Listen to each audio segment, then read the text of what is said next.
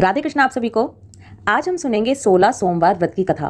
बहुत ही पावन और सुंदर कथा है, पूरे मन और भाव के साथ सुनिएगा।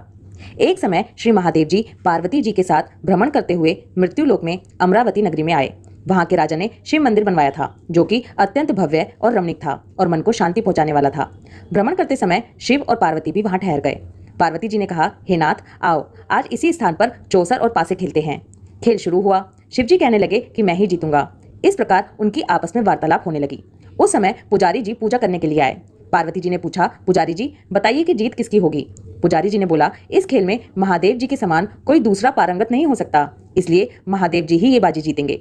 परंतु हुआ इसका उल्टा और जीत पार्वती जी की हुई। पार्वती जी ने पुजारी को कोढ़ी होने का श्राप दे दिया कि तूने मिथ्या भाषण किया है। अब तो पुजारी कोढ़ी हो गया। शिव पार्वती जी दोनों वापस चले गए। कुछ समय के पश्चात अप्सराएं पूजा करने आईं। अप्सराओं ने पुजारी के उसके कोढ़ी होने का कारण पूछा। पुजारी ने सब बातें बता दी। अप्सराएं कहने लगी, पुजारी जी आप 16 सोमवार का व्रत करें तो शिव जी प्रसन्न होकर आपका संकट दूर करेंगे। पुजारी जी ने अप्सराओं से व्रत की विधि पूछी। अप्सराओं ने व्रत करने की और व्रत के उद्यापन करने की संपूर्ण विधि बता दी।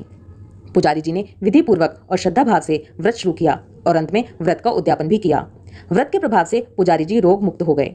कुछ दिन के बाद शंकर पार्वती जी दोबारा से उस मंदिर में आए तो पुजारी जी को रोग मुक्त देखकर पार्वती जी ने पूछा कि मेरे दिए हुए श्राप से मुक्ति पाने का तुमने कौन सा उपाय किया। तब पुजारी जी ने कहा, हे माता, अप्सराओं द्वारा बताए गए 16 सोमवार के व्रत करने से मेरा ये कष्ट दूर हुआ है। पार्वती जी ने भी 16 सोमवार का व्रत किया, जिससे उनसे रूठे हुए कार्तिकेय जी भी अपनी माता से प्रसन्न होकर आज्ञाकारी हुए। कार्तिकेय जी ने पूछा, हे माता, क्या कारण है कि मेरा मन सदा आपके चरणों में लगा रहता है। तब पार्वती जी ने कार्तिकेय को 16 सोमवार के व्रत का महात्म्य और विधि बताई। तब कार्तिकेय जी ने भी इस व्रत को किया, जिससे कि उनको उनका बिछड़ा हुआ मित्र वापस मिल गया। अब मित्र ने भी इस व्रत को अपने विवाह होने की इच्छा से किया।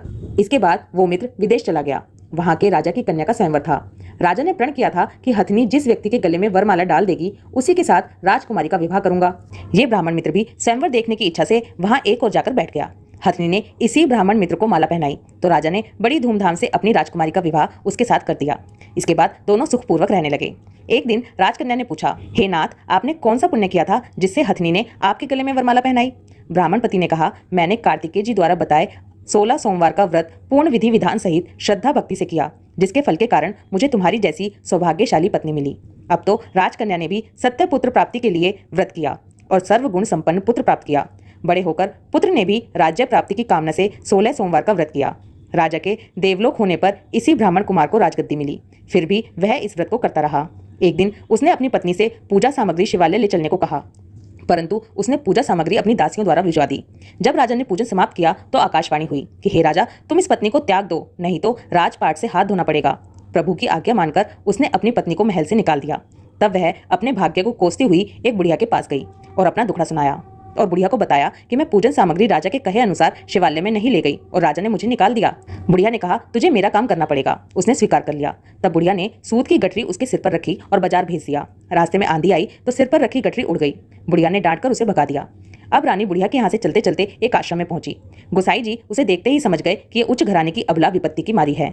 वे उसे धैर्य बंधाते हुए बोले, बेटी तू मेरे आश्रम में रह, किसी प्रकार की चिंता मत कर। रानी आश्रम में रहने लगी, परंतु जिस वस्तु को वो हाथ लगाती वही वस्तु खराब हो जाती। ये देखकर गोसाई जी ने पूछा, बेटी किस देव के अपराध से ऐसा होता है। रानी ने बताया कि मैंने अपने पति की आज्ञा का उल्लंघन किया और शिवालय में पूजन के लिए नहीं गई, इससे मुझे घोर कष्ट उठाने पड़ रहे हैं। गोसाई जी ने शिवजी से उसके कुशल क्षेम के लिए प्रार्थना की और कहा, बेटी तुम 16 सोमवार का व्रत विधि के अनुसार करो। तब रानी ने विधि पूर्वक व्रत पूर्ण किया। व्रत के प्रभाव से राजा को रानी की याद आई और दूतों को उसकी खोज में भेजा। आश्रम में रानी को देख दूतों ने राजा को बताया।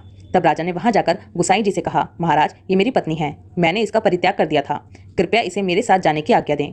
शिवजी की कृपा से प्रतिवर्ष 16 सोमवार का व्रत करते हुए वे आनंद से रहने लगे और अंत में शिवलोक को प्राप्त हुए। तो ये है 16 सोमवार के व्रत की महिमा। जय शिव ओंकारा प्रभु हर शिव ओंकारा, ब्रह्मा विष्णु सदा शिव, ब्रह्मा विष्णु सदा शिव, अर्धांगी धारा। ओम जय शिव ओंकारा। एकानन चतुरानन पंचानन राजे, स्वामी पंचानन राजे, हंसानन गरुडासन, हंसानन गरुडासन, वृषवाहन साजे। ओम जय शिव ओंकारा। दो भुज चार चतुर्भुज चतुर्भुज दश भुज ते सोहे स्वामी दश भुज ते सोहे तीनों रूप निरखता तीनों रूप निरखता त्रिभुवन जन मोहे ओम जय शिव ओंकारा अक्षमाला वनमाला मुंडमाला धारी स्वामी मुंडमाला धारी चंदन मृगमद सोहे चंदन मृगमद सोहे भाले शशिधारी ओम जय शिव ओंकारा श्वेतांबर पीतांबर बागांबर अंगे स्वामी बागांबर अंगे सनकादिक ब्रह्मादिक भूतादिक संगे ओम जय शिव ओंकारा कर के मध्य कमंडल चक्र त्रिशूल धरता स्वामी चक्र त्रिशूल धरता जग करता जग भरता जग करता जग भरता जग संहार करता ओम जय शिव ओंकारा ब्रह्मा विष्णु सदा शिव जानत अविवेका स्वामी जानत अविवेका प्रणवाक्षर के मध्य ये तीनों एका ओम जय शिव ओंकारा त्रिगुण शिव जी की आरती जो कोई नर गावे स्वामी प्रेम सहित गावे कहत शिवानंद स्वामी मन वांछित फल पावे ओम जय शिव ओंकारा स्वामी हर शिव ओंकारा ब्रह्मा विष्णु सदाशिव अर्धांगी धारा ओम जय शिव ओंकारा।